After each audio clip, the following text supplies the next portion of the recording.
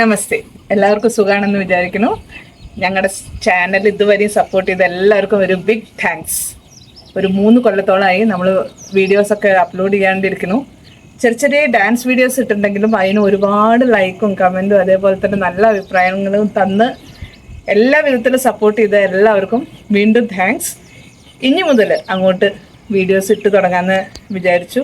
അപ്പോൾ എങ്ങനെയാണോ നമ്മുടെ ക്ലാസ്സസ് ഉണ്ടായിരുന്നത്, ഈസി ഹിന്ദി, അതേപോലെ തന്നെ നമ്മൾ വേറെയും ഡാൻസ് ഇട്ടുണ്ടായിരുന്നു, അതേപോലെ കുട്ടികളുടെ ചെറിയ പ്രൊജക്റ്റുകൾ കാര്യങ്ങളൊക്കെ ഇട്ടുണ്ടായിരുന്നു. അപ്പോൾ ഇനി നമ്മൾ പുതിയതായിട്ട് കഥകളാണ് ഇടാൻ പോണത്. മേ ബി കുറേ മുന്നേ സ്റ്റാർട്ടിങ്ങിനൊക്കെ ചെറിയ കഥകൾ ഇട്ടെങ്കിലും എവിടെ വെച്ചിട്ട് നമ്മൾ അതൊക്കെ മിസ് ചെയ്ത് പോയി. അപ്പോൾ കുറച്ച് വാല്യൂ റിലേറ്റഡ് സ്റ്റോറീസാണ് ഇനി ഇടാൻ പോണത്. നിങ്ങൾ ഇപ്പോൾ ഈ അടുത്ത് തന്നെ എൻ്റെ സ്റ്റേറ്റസിൽ, അതേപോലെ ഇൻസ്റ്റയിൽ, ഫേസ്ബുക്കിൽ എല്ലായിടത്തും ഇയാഗി എന്നുള്ളൊരു പേര് കേട്ടിട്ടുണ്ടാവും. ഇയാഗി എന്ന് പറഞ്ഞാൽ സ്റ്റോറീസാണ്. ആർക്കാ സ്റ്റോറി ഇഷ്ടമില്ലാത്തല്ലേ? അതും കുറച്ച് വാല്യൂ ഉപദേശങ്ങൾ എന്തായാലും നമുക്ക് പറ്റില്ല. അപ്പോൾ സ്റ്റോറീസ് വാല്യൂസ് ആയിട്ട് റിലേറ്റ് ചെയ്തിട്ടാണ് ഇടാൻ പോണത്. അതിൻ്റെ ഏറ്റവും ഫസ്റ്റ് സ്റ്റോറി ഒരു മിനിറ്റ് കഷ്ടയുള്ളൂ. ചെറിയൊരു കുഞ്ഞു സ്റ്റോറിയാണ്. സ്റ്റോറി എന്ന് പറയാനും പറ്റില്ല, ഒരു വാല്യൂ ആണത്.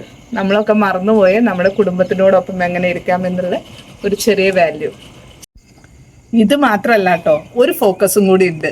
മിസ് ചെയ്യാൻ പാടില്ലല്ലോ നമ്മുടെ സ്വന്തം ടീച്ചേഴ്സിന്. ഞാൻ ടീച്ചർ ആയതുകൊണ്ട് തന്നെ ഫോക്കസ് ടീച്ചിങ്ങിലും അതേപോലെ സ്റ്റുഡൻസിൻ്റെ വെൽബീയിങ്ങിലുമാണ്. അതുകൊണ്ട് തന്നെ നമ്മൾ സ്റ്റോറീസ് നമ്മളായിട്ട് ഉണ്ടാക്കിയത് മാത്രമല്ലാണ്ട് ഏതെങ്കിലും ഫ്രണ്ട്സ് അല്ലെങ്കിൽ കുട്ടികൾ ആരെങ്കിലും എനിക്ക് സ്റ്റോറീസ് തരികയാണെങ്കിൽ ഞാൻ അതിനെ ആനിമേറ്റ് ചെയ്തിട്ട് ഇടാനുള്ള ഫുൾ ഹെൽപ്പ് ഞാൻ ചെയ്യാം.